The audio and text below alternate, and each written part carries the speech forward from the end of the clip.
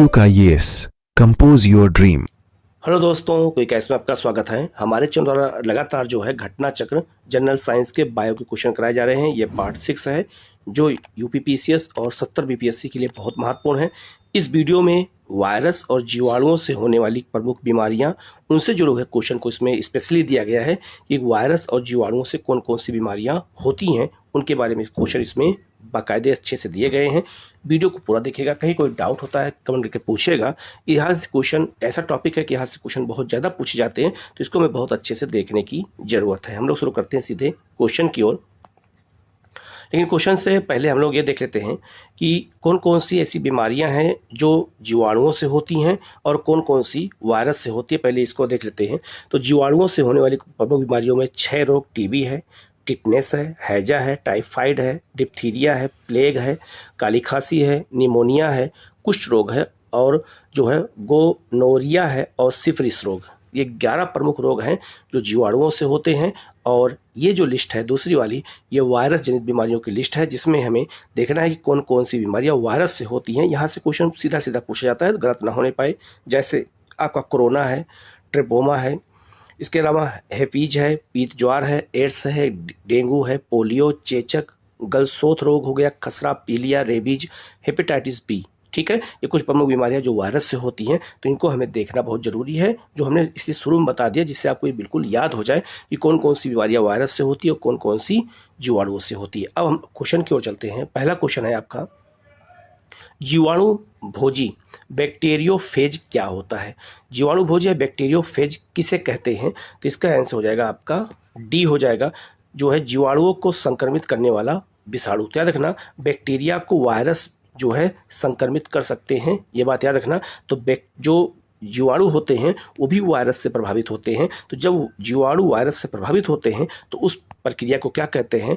तो उसे कहते हैं बैक्टीरियोफेज कहते हैं, जीवाणु भोजी कहते हैं। तो इसका आंसर हो जाएगा आपका डी। ठीक है, नेक्स्ट क्वेश्चन है, डेंगू एक बुखार है जो उत्पन्न होता था दूसरे मनुष्यों में पहुंचता है। ठीक है, ये याद रखना, इसका आंसर हो जाएगा ए, वायरस है और मादा एंडीज मच्छर द्वारा ये फैलता है। ठीक है, तो पहली बात आपको याद रखना, डेंगू जो है एक वायरस जनित बीमारी है, ना कि अन्य कोई प्रकार की बीमारी है। पहला आपको याद हो जाएगा। और एंडीज मच्छर को हम टाइगर मच्छर भी कहते हैं। तो टाइगर मच्छर या एंडीज मच्छर से और कौन कौन सी बीमारियां होती हैं, आप इस लिस्ट को देख करके याद कर लीजिएगा। जैसे आप पीत ज्वार हो गया, डेंगू ज्वार, चिकनगुनिया, जीका और मायरो, ये जो कुछ प्रमुख ज्वार होते हैं जो एंडीज मच्छर के द्वारा ही होते हैं, उसमें डेंगू भी शामिल है। तो इसका जो आंसर है वो हो जाएगा आपका ए। तो इस तरह से हमें चीज़ों को अच्छे से याद करना है। ठीक है, नेक्स्ट है आपका, डेंगू बुखार में मानव शरीर में निम्नलिखित में से किसकी कमी हो जाती है? तो प्लेटलेट्स की कमी हो जाती है। तो इसका आंसर हो जाएगा ए। तो प्लेटलेट्स की कमी हो जाती है डेंगू जब बुखार होता है। ठीक है, तो ये सबसे बड़ी समस्या होती है डेंगू बुखार में। तो इसका आंसर हो जाएगा आपका ए। नेक्स्ट आपका, निम्नलिखित कथनों पर विचार कीजिए और सही कथन की पहचान करनी है। ठीक है, पहला है, डेंगू मच्छरों द्वारा संचारित प्रोटोजोआ रोग होता है। बिल्कुल गलत हो जाएगा। तो डेंगू एक वायरस जनित बीमारी है, ना कि प्रोटोजोआ है। तो पहला ऑप्शन गलत हो जाएगा। और प्रोटोजोआ जो बीमारी होती है वो मोह मलेरिया होती है। प्रत्येक जो है नेत्र गुहा पीड़ा डेंगू का लक्षण नहीं होता है। ठीक है, तो याद रखना, ये भी जो है आपका क्या हो जाएगा, गलत हो जाएगा, ये लक्षण होता है। तीसरा है, त्वचा जो है पीतिका, नाक से रक्त स्वाब डेंगू के कुछ लक्षण होते हैं। तो ये बिल्कुल सही है। तो इसका आंसर केवल 3 होगा। तो इसका आंसर हो जाएगा केवल 3 हो जाएगा। तो कभी कभी कुछ बीमारियों के लक्षण भी एग्जाम में पूछे जाते हैं, तो उन क्वेश्चन को हमें यहाँ पे ध्यान से देखने की जरूरत है। नेक्स्ट क्वेश्चन है, पीला बुखार निम्नलिखित के द्वारा फैलता है। तो जो पीला बुखार होता है वो कैसे फैलता है? पहला है ऑप्शन है वायु, दूसरा है जल, तीसरा है घरेलू मक्खी। ये तीनों ऑप्शन नहीं होगा, तो उपयुक्त में से कोई नहीं होगा। याद रखना, अभी मैंने आपको बताया था कि जो पीला बुखार होता है ये एंडीज मच्छर के द्वारा होता है। इसे हम पीत ज्वार, येलो फीवर कहते हैं। आप लिस्ट में दोबारा देखिएगा कि कौन सी बीमारी एंडीज जो है मच्छर के काटने से होती है, तो उसमें पीला बुखार भी शामिल है। ठीक है, तो याद रखना, इसका जो आंसर है वो क्या हो जाएगा यहाँ पर, तो इसका एंडीज मच्छर द्वारा होगा, ना कि ये तीनों ऑप्शन होगा। तो यहाँ इसका जो ऑप्शन होगा यहाँ पर उपयुक्त में से कोई नहीं होगा। तो इसका आंसर यहाँ पर डी हो जाएगा। नेक्स्ट क्वेश्चन है, हाइड्रोफोबिया किसके द्वारा होता है? तो ये याद रखना, वायरस के द्वारा होता है। विषाणुओं के द्वारा जो रोग होता है उसे हम हाइड्रोफोबिया इसके द्वारा होता है। इसका आंसर हो जाएगा सी। नेक्स्ट क्वेश्चन है, मस्तिष्क और मेरुरज्जु पर चढ़ी झिल्ली में सूजन आ जाने से कौन सा रोग होता है? तो याद रखना इसका आंसर हो जाएगा आपका डी हो जाएगा, मेनिंजाइटिस रोग होता है, तो इसका आंसर डी हो जाएगा। ठीक है।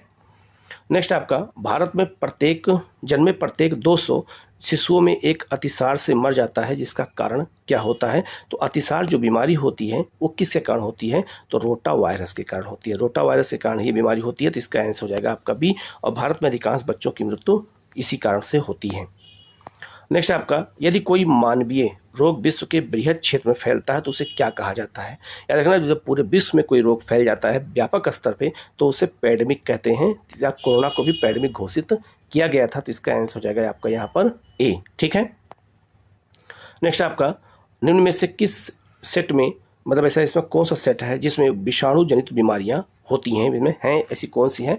तो याद रखना ये हो जाएगा आपका जो है बी, मम्प्स, रेबीज और हेपीज। ये तीन जो है 3 बीमारियां ऐसी हैं जो वायरस जनित बीमारियां हैं। ठीक है। तो इसका आंसर जो हो जाएगा वो हो जाएगा आपका बी।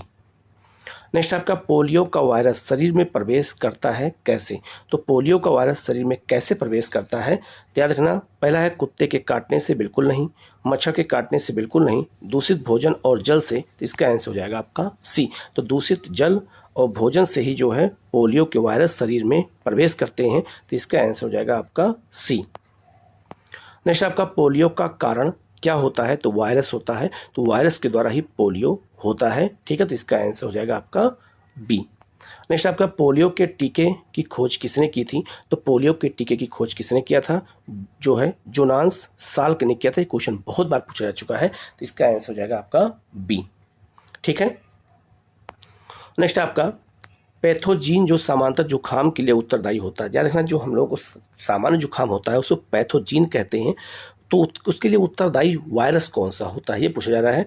तो राइनो वायरस के कारण ही सामान्य जुखाम सर्दी जो होता है लोगों को, ठीक है, उसी को हम जो है पैथोजीन भी कहते हैं। तो इसका आंसर हो जाएगा आपका बी। तो उस वायरस का नाम ही है राइनो जो है वायरस। ठीक है। नेक्स्ट आपका, निमोनिया एक संक्रमण है। तो निमोनिया जब किसी को हो जाता है तो शरीर का कौन सा अंग ऐसा है जो प्रभावित होता है ये पूछा जा रहा है। तो फेफड़ा प्रभावित हो जाता है किससे? निमोनिया से। तो इसका आंसर हो जाएगा आपका डी।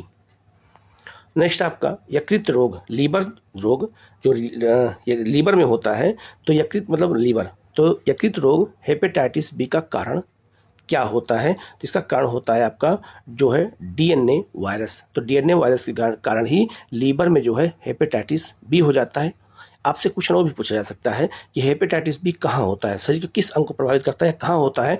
तो ये लीवर में होता है। तो याद रखना इसका जो आंसर है वो हो जाएगा आपका ए। ठीक है। नेक्स्ट आपका, किस सूक्ष्म जीव के द्वारा हेपेटाइटिस बी की बीमारी होती है? मतलब किसके द्वारा हेपेटाइटिस बी की बीमारी होती है? तो आपको पता है वायरस के द्वारा। तो वायरस के द्वारा ही ये बीमारी होती है। अभी मैंने आपको शुरू में ही इसको मैंने पूरा लिस्ट में दे दिया था। नेक्स्ट आपका, हेपेटाइटिस रोग से मनुष्य मतलब मानव शरीर का सीधा प्रभावित होने वाला अंग कौन सा होता है? तो कोई बीमारी जब पूछता है तो ये भी पूछता है कि कौन सा अंग प्रभावित होगा। तो इससे कौन सा अंग प्रभावित होता है? तो लीवर प्रभावित होता है। अभी आपको मैंने ऊपर बताया था, तो यहाँ पे मैंने क्वेश्चन को घुमा दिया है जिससे कि आपको ये पता चल जाए कि क्वेश्चन कई तरह से पूछा जा सकता है। नेक्स्ट आपका, निम्नलिखित में से कौन सी जोड़ी गलत है? इसमें कौन सा ऐसी जोड़ी है जो गलत है? तो पहला है आपका, प्लेग चूहे से फैलता है, बिल्कुल सही है। रेबीज कुत्ते के काटने से फैलता है, और टेपवर्म सुअर के जो है कारण फैलता है। लेकिन पोलियो बंदर से नहीं होता, जबकि पोलियो जो है किससे फैलता है? तो जो है दूषित भोजन और जल से। तभी मैंने आपको ऊपर बताया भी था। तो इसका आंसर हो जाएगा आपका यहाँ पर डी, जो मेल नहीं कर रहा है। नेक्स्ट आपका, कथन और कारण के क्वेश्चन है, कथन और कारण। ठीक है। पहला है चेचक, स्मॉल पॉक्स विषाणु अर्थात वायरस द्वारा होता है, बिल्कुल सही, क्योंकि मरीज को पृथक बिस्तर पर रखना चाहिए जिससे वो वायरस ना फैल पाए। तो ए और जो है कथन और कारण दोनों सही हैं। तो याद रखना इसका आंसर हो जाएगा आपका ए, दोनों सही है और वो उसकी सही व्याख्या भी कर रहा है। तो इसका आंसर हो जाएगा आपका ए। नेक्स्ट आपका, निम्नलिखित में से कौन सा रोग का कारक जीवाणु नहीं होता है? बैक्टीरिया ऐसा कौन सा रोग है जिससे नहीं होता है? तो एड्स। इसका आंसर हो जाएगा आपका ए। तो याद रखना एड्स वायरस जन्य बीमारियां हैं, जबकि हैजा, डिप्थीरिया और काली खांसी जीवाणुओं द्वारा होती है, जबकि एड्स वायरस द्वारा होता है। तो यहाँ से क्वेश्चन बहुत इंपॉर्टेंट होते हैं, बहुत बार पूछे जाते हैं, तो इसको अच्छे से याद रखना है। तो इसका आंसर हो जाएगा ए। नेक्स्ट आपका निम्नलिखित कारणों पर ध्यान दीजिए, ठीक है, और इसमें जो है कौन सा सही है ये पूछा रहा है। तो निम्नलिखित कारणों पर ध्यान दीजिए। और एड्स का संचरण होता है कैसे? तो अगर किसी को एड्स हो जाता है तो उसका संचरण कैसे होता, फैलता कैसे है? पहला है लैंगिक संभोग से, बिल्कुल सही है। रक्ताधान से, बिल्कुल सही है, ठीक है। मच्छरों और अन्य जो है रक्त चूसक कीटों से, बिल्कुल नहीं। तो मच्छर के काटने से जो है एड्स नहीं फैलता है, तो ये आपका 3 नंबर गलत हो जाएगा। तो 3 यहाँ भी है, 3 यहाँ भी है और 3 यहाँ भी है। तो अपने आप आंसर क्या हो गया, पता चल गया कि इसका आंसर बी हो जाएगा, अगर मान लो हमें नहीं पता हो तब भी, ठीक है। तो याद रखना अपरास के संपर्क से भी होता है। तो याद रखना इसका आंसर हो जाएगा आपका क्या, 1, 2 और 4, ठीक है। नेक्स्ट आपका HIV एड्स रोग नहीं फैलता है। तो HIV एड्स रोग किसके कारण नहीं फैलता है? तो मच्छर के काटने से। इसी क्वेश्चन को ये मैंने अलग तरीके से बता दिया है, ठीक है। नेक्स्ट आपका एक रोगग्रस्त मानव शरीर की निम्न अवस्थाओं पर विचार कीजिए और एड्स के लक्षण को बताना है। अगर किसी को एड्स हो जाता तो उसके क्या लक्षण होते हैं, ठीक है, क्योंकि ये सब क्वेश्चन पूछे जाते हैं। पहला है सूजे हुए लासिका पर्व, मतलब कि जो उसके जन्नांग होते हैं वहाँ पे सूजन आ जाती है, सड़न पैदा हो जाती है। दूसरा, रात्रि में पसीना आना, ठीक है। तीसरा, स्मृति का लोप होना, मतलब उसकी याददाश्त कमजोर हो जाती है। और ओजन का घटना, ठीक है। तो इसका आंसर हो जाएगा आपका डी। ये चारों लक्षण किसके होते हैं? एड्स के होते हैं। अगर किसी को एड्स हो जाता है तो यही लक्षण उसके होते हैं, ठीक है। नेक्स्ट आपका जो है AIDS एड्स, मतलब इसका मतलब एड्स हो गया। निम्न में से किस रोग का नाम का संक्षिप्त रूप है? मतलब ये पूछा रहा है कि एड्स का फुल फॉर्म क्या होता है, ये पूछा जा रहा है। तो इसका जो आंसर है वो हो जाएगा आपका सी, जो है एक्वायर्ड इम्यूनो डेफिशिएंसी सिंड्रोम होता है। तो इसका आंसर हो जाएगा आपका सी, ठीक है। तो कभी कभी फुल फॉर्म भी पूछ देते हैं, तो इसको अच्छे से याद रखना है। एड्स विषाणु में क्या होता है? जो एड्स विषाणु होते हैं वो किससे मिलके बने होते हैं, ये क्वेश्चन पूछा गया है। तो RNA प्लस प्रोटीन मिल करके जो है एड्स के विषाणु का निर्माण होता है। तो इसका आंसर हो जाएगा सी, ठीक है। नेक्स्ट आपका एड्स के लिए उत्तरदायी जो है विषाणु उदाहरण कौन सा है? मतलब ये हुआ कि एड्स जो फैलता है उसके लिए उत्तरदायी विषाणु का नाम क्या है, ये पूछा जा रहा है। तो इसका हो जाएगा जो है रेट्रो विषाणु के द्वारा ही एड्स की जो है उत्तरदायी होता है वायरस, ठीक है। नेक्स्ट आपका एलिसा परीक्षण किया जाता है। तो एलिसा परीक्षण किसके लिए किया जाता है? तो एड्स पहचानने के लिए। अगर किसी को एड्स हुआ है तो उसका जो परीक्षण होता है उसे हम एलिसा द्वारा परीक्षण करते हैं, ठीक है। तो इसका आंसर हो जाएगा आपका सी, ठीक है। नेक्स्ट आपका जापानी एंसेफेलाइटिस का कारक जो है विषाणु मनुष्य शरीर के किस हिस्से को संक्रमित करता है? तो याद रखना जापानी बुखार को जापानी इंटेफ्लाइसिस कहते हैं। इससे दिमागी बुखार हो जाता है, दिमाग बहुत गर्म हो जाते हैं। ये बीमारी बिहार में और खास करके यूपी के तराई क्षेत्रों में ज़्यादा ये फैलती है, ठीक है। तो याद रखना इससे कौन सा अंग प्रभावित होता है? मस्तिष्क प्रभावित होता है, दिमाग बहुत ज़्यादा गर्म हो जाते हैं। इसे हम जो है चमकी बुखार भी के नाम से जानते हैं जो है बिहार में, ठीक है। तो इसका आंसर हो जाएगा आपका सी, ठीक है। नेक्स्ट आपका जापानी एंसेफ्लाइटिस का कारक होता है। तो जापानी एंसेफ्लाइटिस कैसा बीमारी होती है? तो ये वायरस बीमारी है, विषाणु बीमारी है, ठीक है।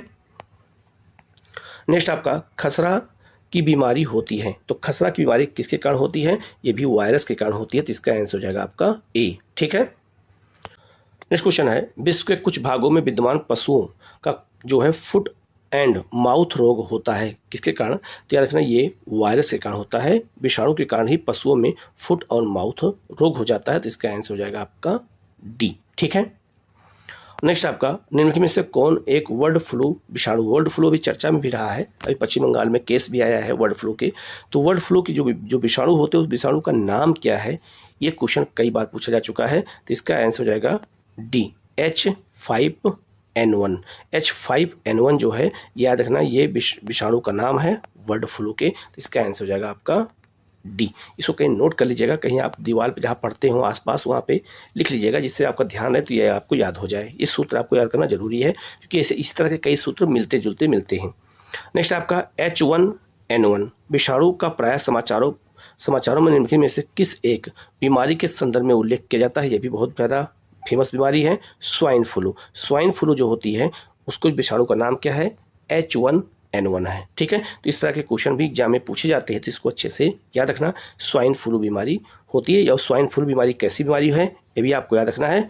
वायरस बीमारी है। ठीक है, नेक्स्ट आपका निम्नलिखित कथनों पर विचार कीजिए और कौन सा कथन सही है उसकी पहचान करनी है। ठीक है, पहला है उष्णकटिबंधीय प्रदेशों में जीका वायरस रोग उसी मच्छर द्वारा संचालित होता है जिससे डेंगू संचित होता है। याद रखना, एंडीज मच्छर से ही जीका वायरस भी होता है। तो उष्णकटिबंधीय प्रदेश किसे कहते हैं, या मान लो ये पृथ्वी है तो कर्क रेखा और मकर रेखा के जो बीच है उसे उष्णकटिबंध कहते हैं। यहाँ वर्षा ज़्यादा होती है, खासकर विषुवत रेखा पर, तो यहाँ पानी ज़्यादा भर जाता है, जैसे अमेजन बेसिन में, कांगो बेसिन में, तो वहाँ पर जीका वायरस बीमारी ज़्यादा होती है। और जीका क्या है, तो याद रखना जीका कांगो देश है।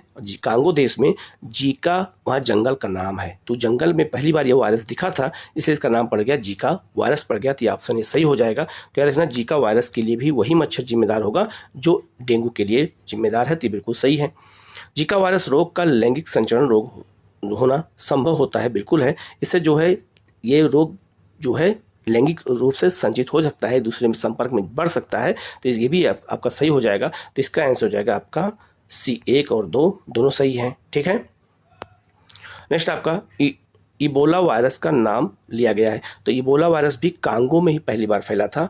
तो कांगो अफ्रीका का देश है। ठीक है, और वहीं पर जो है एक नदी का नाम है इबोला, तो नदी के नाम पर ही इस वायरस का नाम रख दिया गया है, इबोला रख दिया गया है। तो याद रखना इबोला एक नदी है, कांगो देश में है। ठीक है, तो इसका आंसर हो जाएगा आपका सी। नेक्स्ट आपका भोजन विषाक्तता का कारण होता है। जो भोजन हम लोग करते हैं, देखा कभी कभी भोजन में फूड पॉइजनिंग, जिसे कहते हैं फूड पॉइजनिंग हो जाना, तो उसके लिए जिम्मेदार कौन होता है, तो याद रखना सैल्मोनेला बेसिलाई, इसी के कारण जो है भोजन हमारा विषाक्त हो जाता है और इससे जो है फूड पॉइजनिंग हो जाता है। ठीक है, तो इसका आंसर बी हो जाएगा। नेक्स्ट आपका बाटुलिज्म क्या होता है, तो बाटुलिज्म किसे कहते हैं, ये भी उसी से जुड़ा हुआ है। तो भोज्य पदार्थ से होने वाला जो विषैलापन होता है उसी को हम क्या कहते हैं, बाटुलिज्म कहते हैं। तो इसका आंसर हो जाएगा आपका बी। नेक्स्ट आपका डीपीटी वैक्सीन का प्रयोग किन बीमारियों के लिए किया जाता है। तो डीपीटी का टीका लगता है, ये वैक्सीन होता है वो किस बीमारी के लिए होता है, तो 3 प्रमुख बीमारियां हैं, तीनों को याद रखना है, डिप्थीरिया, काली खांसी और टिटनेस। डिप्थीरिया, काली खांसी, टिटनेस के लिए डीपीटी का टीका लगता है, मतलब वैक्सीन होती है, टीका लगता है। तो इसका आंसर हो जाएगा आपका ए। ठीक है, नेक्स्ट आपका इनमें से कौन विषाणु जनित रोग नहीं है, इसमें से कौन सा रोग है जो विषाणुओं द्वारा नहीं होता, मतलब वायरस द्वारा नहीं होता है। 6 रोग, 6 रोग जो होता है ये इसी को हम कहते हैं टीबी रोग। ठीक है, इसी को हम टीबी तपेदिक रोग भी कहते हैं। और याद रखना ये जो है रोग किसके द्वारा होता है, तो ये जीवाणु द्वारा होता है। बाकी खसरा, पोलियो और रेबीज वायरस बीमारियां हैं। ठीक है, नेक्स्ट आपका एड्स का कारण क्या होता है, तो एड्स का कारण क्या है, तो याद रखना वायरस।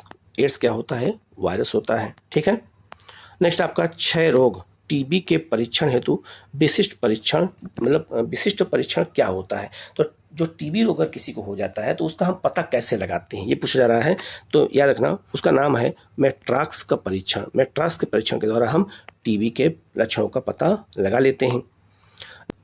नेक्स्ट आपका BCG वैक्सीन का इस्तेमाल किसकी रोकथाम के लिए किया जाता है, तो 6 रोग के लिए। तो इसका आंसर हो जाएगा आपका सी। ठीक है, नेक्स्ट आपका टिटनेस नामक रोग निम्न में से किस नाम से और भी जाना जाता है, ये पूछा गया है। तो इसे हम कहते हैं लागजा, लागजा भी कहते हैं किसे, टिटनेस को कहते हैं। ठीक है, तो इसका आंसर हो जाएगा आपका सी। किसी को लोहे लग जाता है, जंग लगा लोहा लग जाता है तो लोगों को टिटनेस हो जाता है। ठीक है, तो टिटनेस की सुई 24 घंटे में लगाई जाती है। तो यहाँ इसका आंसर हो जाएगा आपका सी। नेक्स्ट आपका दंत क्षय, दांत का जो क्षरण होता है का मुख्य कारण है मुंह के भीतर होने वाला जीवाणु। वह जीवाणु क्या होता है, तो वह जीवाणु याद रखना कार्बोहाइड्रेट के खाद्य कणों के मध्य अंतर व्यवहार करता है, इसीलिए जो है दांतों का क्षय हो जाता है, दांत खराब हो जाते हैं। तो इसका आंसर बी हो जाएगा। नेक्स्ट आपका दंत क्षय का कारण क्या होता है, जो हमारे दांत खराब हो जाते हैं तो उसके पीछे, जो दांत खराब होने के पीछे कारण पूछा जा रहा है क्या होता है, इस बीच कारण होता है बैक्टीरियल संक्रमण। बैक्टीरियल संक्रमण के कारण ही जो है दांत खराब हो जाते हैं। ठीक है, नेक्स्ट आपका टाइफाइड और कॉलरा विशिष्ट उदाहरण हैं। तो टाइफाइड और कॉलरा कैसे रोग होते हैं ये पूछा जा रहा है। तो याद रखना ये जल जन्य रोग होते हैं, ये जल से फैलते हैं, टाइफाइड भी और कॉलरा भी। इसका आंसर हो जाएगा आपका सी। नेक्स्ट आपका एंटीबायोटिक दवा का उदाहरण कौन सा है, एंटीबायोटिक दवा का उदाहरण इसमें कौन सा ये पूछा गया है। ये आपका आंसर हो जाएगा आपका डी, पेनिसिलिन। पेनिसिलिन जो है एक एंटीबायोटिक दवा होती है। इसका आंसर हो जाएगा आपका डी। नेक्स्ट क्वेश्चन है, निम्न द्वारा होने वाली बीमारियों के लिए सल्फा दवाइयाँ किसके लिए कारगर होती हैं? तो सल्फा दवाइयाँ जो दवाइयाँ होती हैं ये जीवाणुओं के लिए कारगर होती हैं, तो इसका आंसर हो जाएगा आपका ए। नेक्स्ट आपका, निम्न में से कौन संक्रमित मच्छर के काटने से नहीं होता है? इसमें कौन सा ऐसा रोग होता है जो संक्रमित मच्छर काटने से नहीं होता है? तो प्लेग। प्लेग चूहों से होता है, जबकि पीत ज्वार, मलेरिया और डेंगू ये मच्छर के काटने से होता है, तो इसका आंसर हो जाएगा आपका ए। ठीक है, तो ये कुछ 50 क्वेश्चन महत्वपूर्ण थे जो मैंने बता दिया जीवाणु और वायरस से। इसी तरह के लगातार हम आपको क्वेश्चन देते रहेंगे, आप लोग इसको प्रैक्टिस करते रहिएगा और चैनल को जरूर सब्सक्राइब कर लीजिएगा, बेल आइकन को प्रेस कर लीजिएगा, जिससे इस क्लास का नोटिफिकेशन आपको मिलता रहे। किसी क्वेश्चन में कहीं कोई डाउट होता है तो कमेंट करके पूछिएगा, उसका जवाब आपको दिया जाएगा। Okay, thank you.